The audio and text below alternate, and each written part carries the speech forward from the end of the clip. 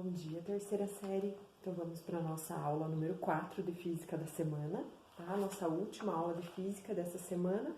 E vamos dar introdução ao conteúdo de indução eletromagnética, que é o último conteúdo dessa primeira unidade da nossa apostila, tá? Que está faltando para a gente finalizar.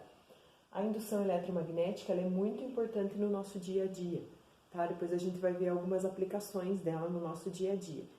Mas só para vocês imaginarem um pouquinho o que é isso, nós já estudamos lá sobre campo magnético e força magnética, né? E nós estudamos que os físicos perceberam, o Ørsted foi o primeiro físico que percebeu que quando um fio, uma espira, um solenoide é percorrido por uma corrente elétrica, um condutor é percorrido por uma corrente elétrica, ele gera ao redor dele um campo magnético, né? Aí eles começaram a pensar, será que é possível eu fazer o contrário? Já que a corrente elétrica gera campo magnético, será que através de um campo magnético simples, de um ímã, eu consigo gerar uma corrente elétrica? Eles começaram a pensar o contrário, né? Se eles conseguiriam gerar corrente elétrica a partir de campo magnético e não de eletricidade, através de magnetismo. E o Michael Faraday foi um dos físicos mais importantes dessa área do eletromagnetismo. Tá? Os estudos dele foram muito importantes nessa área do eletromagnetismo e ele que descobriu como fez inúmeros experimentos, tudo com campo magnético e descobriu como gerar corrente elétrica através de campo magnético, tá? Então vamos lá. Então aqui só para vocês imaginarem como que isso foi possível, né? Como que a gente consegue gerar corrente elétrica através do magnetismo. Então imaginem aqui, ó, um campo magnético qualquer, tá? Ó, os xizinhos todos aqui significam que tem um campo magnético aqui perpendicular ao plano da TV aqui, tá? E entrando no plano, né? Porque xizinho significa entrando. Então tem um campo magnético aqui entrando na TV, tá? Nos nossos slides aqui. Se eu pegar um fio condutor aqui e começar a mover esse fio, o que vai acontecer? Né? Porque a gente viu que uma carga, quando ela se move dentro de um campo magnético, surge força, que move a carga. Aí se eu pegar um fio condutor e começar a mover aqui dentro, o que será que acontece? Então se eu mover aqui, ó, o fio para a direita de vocês, ele vai adquirir uma velocidade para lá, tá? Pela regra da mão direita número 2, ó, os meus dedos estão entrando no plano aqui do slide, o meu polegar ficou lá apontando para a direita de vocês, a palma da minha mão ficou voltada para cima.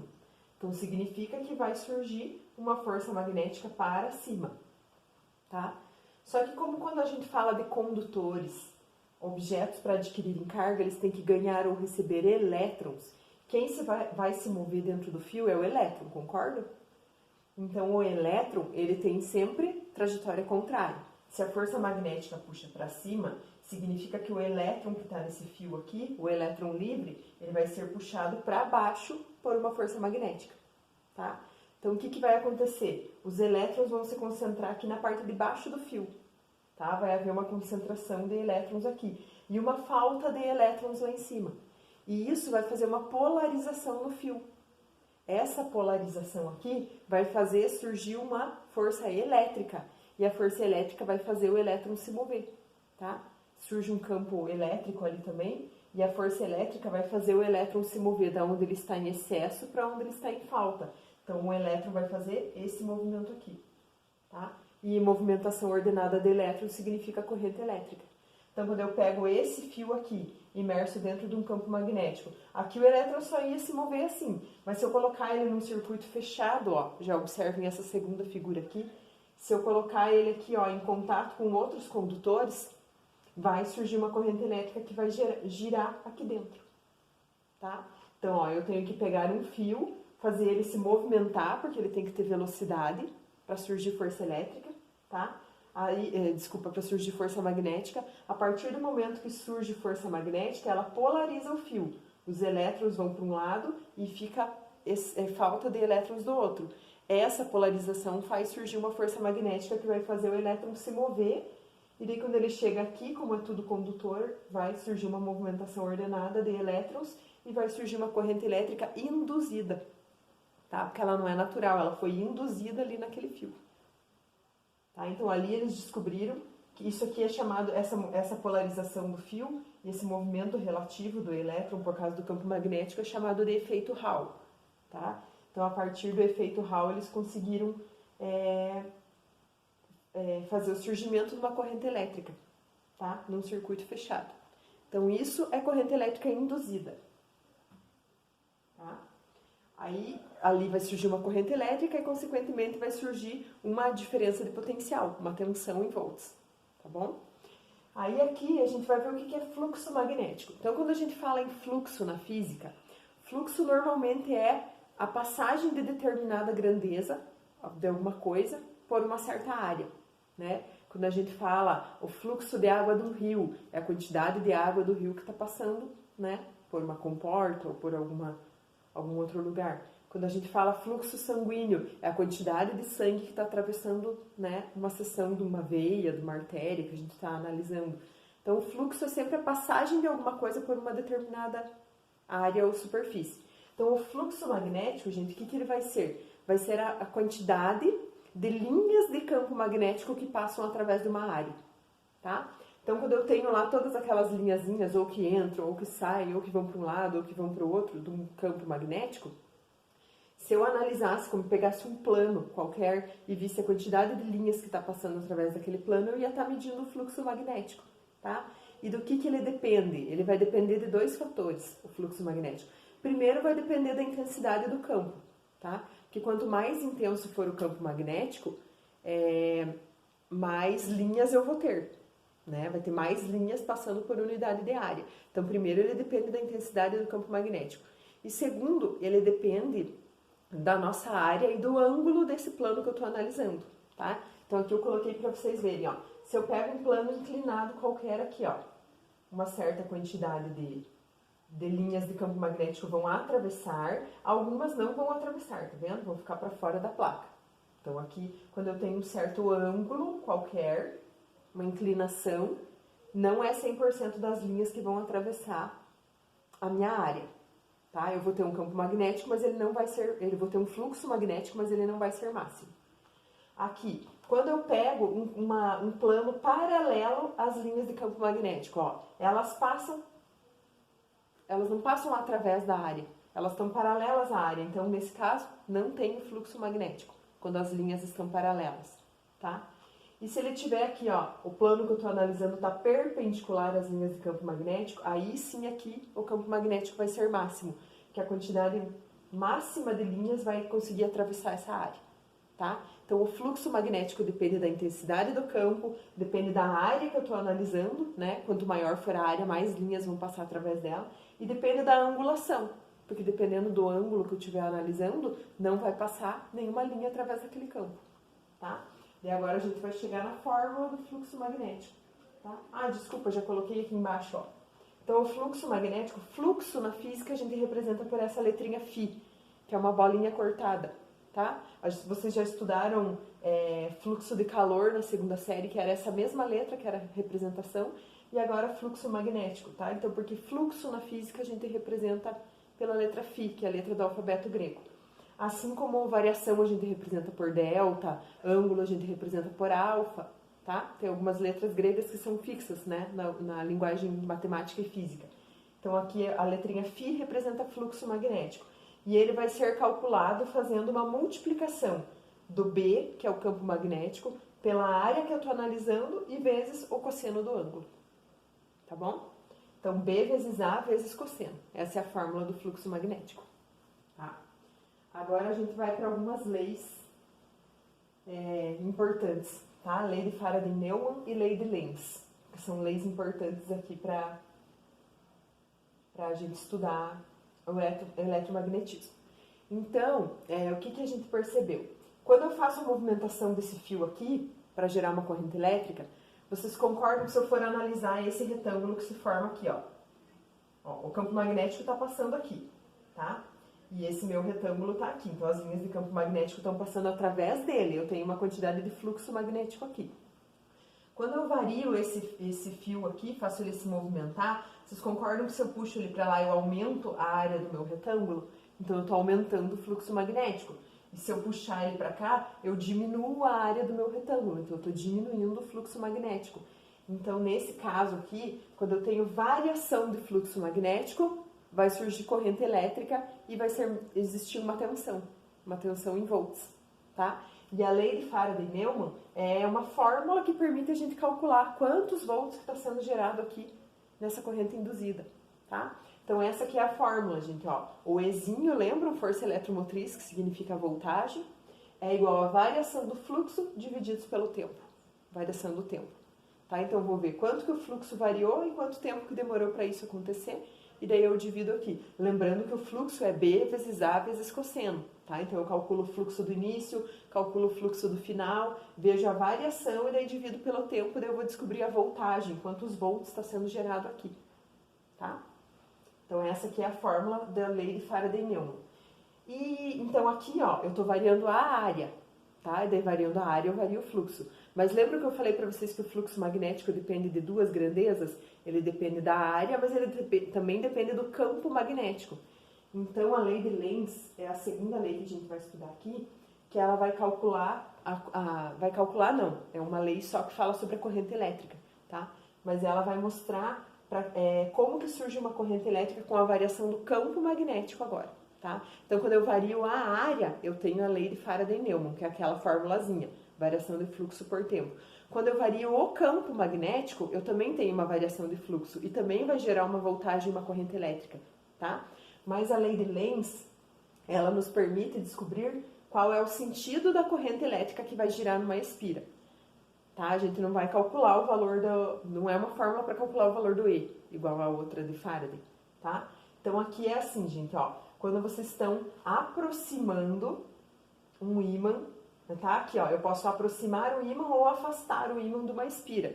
Essa movimentação do ímã vai fazer uma movimentação aqui, uma variação aqui no meu campo magnético, tá? E de variação no campo magnético vai causar variação no fluxo magnético e vai gerar uma corrente elétrica também. Então, vamos analisar as duas situações. Eu posso aproximar o ímã ou afastar o ímã, né? Eu tenho essas duas situações. Então, aqui, ó, a gente está analisando quando eu estou aproximando o ímã da minha espira. Então, ó, a corrente elétrica induzida, que é a que vai surgir naquela espira, ela é tal que o fluxo por ela criado se opõe à variação do fluxo ocorrido no seu interior. Então, eu vou ver assim, para que lado que está o fluxo magnético? Real. O induzido é o contrário daquele. Então, olhem aqui, ó, o campo magnético está se aproximando da espira, tá vendo? Então, como as linhas do campo magnético saem do norte, ó, elas estão entrando aqui na espira. Então, o meu campo magnético, ó, está entrando na espira, tá? Se o campo magnético real está entrando na espira, o campo magnético induzido está saindo da espira. Ele é sempre o contrário. E daí, nesse caso aqui, ó, a minha mão vai girar assim. Então, a corrente elétrica está girando nesse sentido aqui na espira. Tá? Daqui para lá, ó. Ela tá girando nesse sentido aqui, ó. A corrente induzida. Tá vendo? Então, ó, o campo magnético real, ele sai do norte. O real tá entrando na espira. Então, o induzido tá saindo da espira. Então, o polegar de vocês saindo da espira, ó, a mão de vocês vai girar assim. Então, ó, a corrente elétrica tá girando no sentido anti-horário aqui nessa espira. Tá? Agora, vamos ver o segundo caso, quando eu tô afastando o ímã, tá? Agora, eu tô puxando o ímã para trás, tá? Então, significa que essas linhas de campo magnético estão saindo, elas estão vindo para trás junto com o ímã. Então, ó, o campo magnético real está saindo, o campo magnético induzido está entrando, porque ele é sempre o contrário. Ó, aqui, campo magnético induzido está entrando. Então, a minha corrente elétrica vai girar para cá, dentro da espira, ó. Vai girar nesse sentido. Então, a corrente elétrica está girando no sentido horário, tá? Então, a lei de Lenz é para a gente descobrir o sentido da corrente elétrica numa espira. E a lei de Faraday-Neumann é para a gente calcular a diferença de potencial que está acontecendo dentro de uma espira. Tá bom? Agora, só para finalizar aqui, eu coloquei algumas aplicações da indução eletrostática. Tá? Então, uma das mais importantes aplicações são os geradores elétricos. Então, lá numa hidrelétrica, por exemplo, né, como que funciona a hidrelétrica de Itaipu? Ela abre as comportas, aquela quantidade de água lá desce e faz girar uma turbina. Então, aquela energia mecânica se converte em energia elétrica. Mas como que pode uma energia virar outra? Essa conversão da energia acontece quando ele passa através de um gerador. E dentro do gerador elétrico tem ímã. tá? É através da indução eletromagnética que há uma conversão de energia de um tipo para outro tipo, tá? De uma modalidade para outra. Então, os geradores elétricos são uma das aplicações mais importantes da indução eletrostática, que é a transformação de energia, outro tipo de energia em elétrica, tá? Aí, outro exemplo é a corrente alternada. Lembra que a gente viu lá que a corrente alternada é aquela que inverte o sentido dela, né? Que é a utilização dessas correntes para distribuição de energia no nosso país todo, tá? E os transformadores de energia, com certeza vocês devem ter em casa, ou pelo menos já viram, transformador de 110 para 220 e de 220 para 110.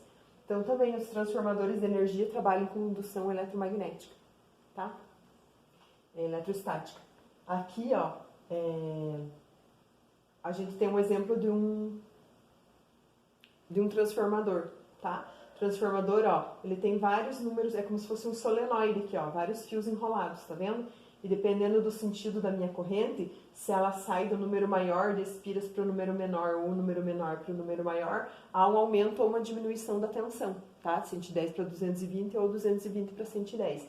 A gente tem uma formulazinha para utilizar para os transformadores, tá? Que aqui, ó, U1 sobre U2, que são as voltagens, tá? Voltagem desse lado, voltagem do outro lado. N1 sobre N2, que é o número de espiras que eu tenho aqui, o número de voltinhas, e I2 sobre I1, que são as correntes elétricas que estão passando de cada lado, tá? Então, se precisar calcular a transformação de energia, nos transformadores a gente utiliza essa formulazinha aqui, tá bom? Então, agora eu vou fazer 4 exercícios da apostila aqui junto com vocês. E daí hoje a gente não vai ter tarefa. A tarefa é isso, é vocês fazerem os exercícios agora junto comigo e mostrar a foto desses 4 exercícios da apostila lá no grupo, tá? Esses exercícios, gente, são lá da página 32 da apostila, tá? Então, vamos lá para o exercício número 1. Vocês têm uma espira plana de área 0,3 metros quadrados e ela está imersa num campo magnético uniforme de intensidade 10 Tesla. Então, aqui nós temos o A 0,3 e o B é 10 Tesla. O plano da espira é paralelo às linhas de campo. Então, qual é o fluxo magnético que atravessa a espira? Então, o fluxo magnético é B vezes A vezes cosseno, tá? Só que aqui é o que eles falaram, que o plano da espira é paralelo às linhas de campo. O que significa isso? As linhas de campo não vão passar através da área, elas vão passar por cima ou por baixo. Elas não vão perfurar aquela área. Então, nesse caso, o fluxo magnético é zero. Não precisa nem calcular, tá? Porque na hora que vocês fossem colocar na fórmula, na hora de calcular o cosseno ia dar zero, tá? Daí ia anular tudo o fluxo magnético. Então, letra A, zero. Porque afirma aqui, ó, que o plano da espira é paralelo às linhas de campo. Se não fosse paralelo, ia ter fluxo magnético, tá? Agora aqui, ó, exercício 2, da Federal do Paraná. Uma espira quadrada de lado 0,3 metros. Então, ó, observem aqui. Eles deram o lado da espira, não a área, tá? Como que eu acho a área de quadrado? Lado vezes lado, tá? Então, 0,3 vezes 0,3 para descobrir a área da espira, que vai dar 0,09, né? Ela é atravessada por um campo magnético uniforme e perpendicular. Aí sim, aqui vai ter fluxo magnético, tá? O campo magnético tem um valor de 0,20 Tesla, então o B vale 0,20 no início e um valor final de 0,80 Tesla. Então tá havendo uma variação ali no campo magnético, tá? E o intervalo de tempo que demora para isso acontecer é 0,04 segundos. Eu quero saber o fluxo magnético no início e o fluxo magnético no final, tá? Então, o fluxo magnético é B vezes A vezes cosseno. Ali o cosseno não vai precisar colocar, porque quando é perpendicular, né, o cosseno vai ser o valor máximo, vai ser 1, não precisa colocar na fórmula, tá? Então, é só fazer B vezes A. Então, no início, o B era 0,20 e a área é 0,3 vezes 0,3, né, que é 0,09. Então, multiplicando aqui os valores, nós vamos ter 1,8 vezes 10 a menos 2, tá? Weber, a unidade de fluxo magnético é Weber, WB, tá? E daí no instante final, o B agora vai ser 0,80, que é o fluxo magnético final, e a área é a mesma, 0,09, tá? Então, multiplicando lá 0,80 por 0,09, vocês vão ter 7,2 vezes 10 a menos 2 Weber, tá? Então, o fluxo de início 1,8 vezes 10 a menos 2, o fluxo do final 7,2 vezes 10 a menos 2. Se eu pedisse para nesse mesmo exercício vocês calcularem qual foi a tensão gerada, vocês iam usar a lei de Faraday-Neumann, tá? Que é a variação do fluxo divididos por tempo. Eles deram o tempo aqui no exercício, ó. Então, vocês iam ver aqui, ó, a variação do 1,8 para o 7,2, quanto que aumentou, e dividir pelo tempo do 0,04. Vocês iam descobrir a voltagem que foi gerada nessa espira aqui, tá? Mas o exercício não pede, né? Mas se pedisse, vocês teriam como calcular. Agora, vamos aqui para o exercício 3, ó. A corrente elétrica induzida em uma espira circular será, então a letra A, nula quando o fluxo magnético que atravessa a espira for constante. Essa já é a correta, porque se não tem variação de fluxo magnético, não tem corrente, tá? Eu tenho que variar o campo magnético ou variar a área para surgir aquela corrente elétrica ali. Senão, se não tem variação do fluxo, não surge corrente. Então, a letra A já é a correta, tá? Ó, a letra B, inversamente proporcional à variação do fluxo magnético? Não, ela é diretamente proporcional à variação do fluxo, né? É no mesmo sentido da variação do fluxo magnético? Não, ela é perpendicular, né? Quanto maior for a resistência da espira, não, quanto mais resistente a espira, menos corrente ela vai gerar, né? E sempre é a mesma para qualquer resistência? Não, resistência menor gera corrente grande, resistência maior gera corrente pequena, tá? E o número 4, que é o último que nós vamos fazer hoje, vocês têm aqui, ó, um fio sendo percorrido por corrente e uma espira B à esquerda e uma espira A à direita. Esse fio aqui, quando ele for percorrido por corrente elétrica, ele vai gerar um campo magnético aqui ao redor dele e vão aparecer correntes induzidas na espira A e na espira B. Eu quero saber qual que é o sentido da corrente elétrica nas espiras A e B, tá? Então, ó, regra da mão direita. O fio, ó, a corrente elétrica está subindo aqui, tá vendo? Então, ele vai gerar um campo que entra dentro da espira A, gira lá por trás e sai da espira B, tá? Então, ó, entra na espira A, sai da espira B. Esse é o campo magnético real. Lembra que o induzido é o contrário, tá? Então, se o campo real entra na espira A, o campo final sai da espira, o campo induzido sai da espira A. Ó. Se ele está saindo da espira A corrente elétrica está girando assim. Então, ó, girando assim é sentido anti-horário, tá? E daí no B, se o real está saindo do B, o induzido está entrando no B, ó. O campo magnético entrando no B vai girar aqui no sentido horário. Então, vocês vão marcar X na letra C, ó. Aparecem correntes induzidas no sentido anti-horário em A e horário em B, tá?